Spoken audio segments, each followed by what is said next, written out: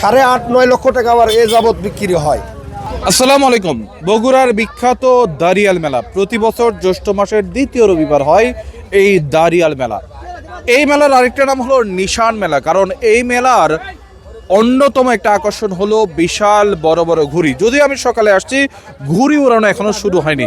মিষ্টি পাবেন এই মেলায়, সাথে পাবেন জ্যৈষ্ঠের মধু মাসের মধুর মতো মিষ্টি ফল। বিভিন্ন ধরনের ফলের বিশাল বাজার বসে এখানে। আছে বিনোদনের নানা ব্যবস্থা, ছোট শিশুদের জন্য খেলনার দোকান, এছাড়া নারীদের জন্য কসমেটিক্সের নানা রকম আয়োজন থাকছে এই মেলায়। এই যে আপনি মিষ্টির দোকান করতেছেন, এখানে কত বছর হলে আসে? এখানে আমি 37 বছর হলে ব্যবসা করি। কেমন ব্যবসা হয়? আলহামদুলিল্লাহ, খুবই ভালো ব্যবসা হয়।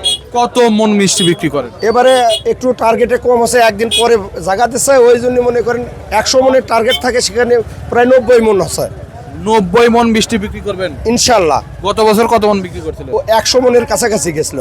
কখনো এমন হয়েছে যে দাঁড়িয়াল মেলায় মিষ্টি বিক্রি হয়নি? না, এরকম কোনোবার হয়নি।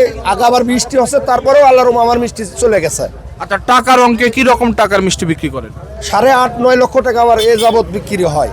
এটা কি একদিনে বিক্রি হয়? না, এটা 4-5 দিনে বিক্রি হয়। আজকের দিনে বড় যেদিন আজকে ধরেন 5-5.5 লক্ষ টাকা বিক্রি হবে এই একদিনে 5 লক্ষ 5.5 লক্ষ টাকা ইনশাল্লাহ। হ্যাঁ, এই যে এই মেলা একদিনে এক দোকানে বিক্রি হয় 5 লক্ষ থেকে 5.5 লক্ষ টাকার মিষ্টি।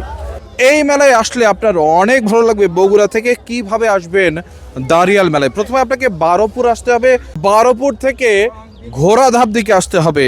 আর একটা জায়গা আছে খুব হাস্যকর, নাম মরাকাটা। এই মরাকাটা বাজার পার হয়ে দেখবেন পশ্চিম দিকে একটা রাস্তা গেছে, ওই রাস্তা ধরে চলে আসবেন দাঁড়িয়াল মেলায়। এই রবিবার হয় দাঁড়িয়াল মেলা। যারা ঘুরতে চলে আসবেন দ্রুত আসতে হবে, কারণ মেলার প্রধান আকর্ষণ বড় বড় মিষ্টি কিন্তু শেষ হয়ে যাবে। আপনাদের আমন্ত্রণ থাকলো বগুড়ার বিখ্যাত দাঁড়িয়াল মেলায়।